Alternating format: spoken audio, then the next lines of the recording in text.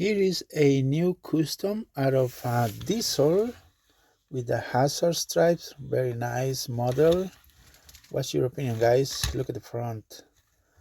Cool. Very perfect stripes, even on the sides. And this model basically it's painted blue out of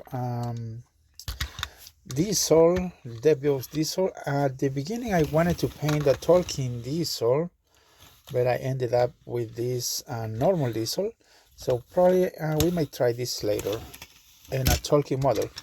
So let's do this test run on this model, and it looks awesome. What is your opinion, guys? Very cool model.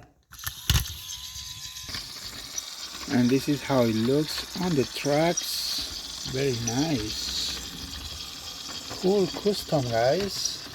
So more models coming up soon, and I hope I can make a video of this how it was done.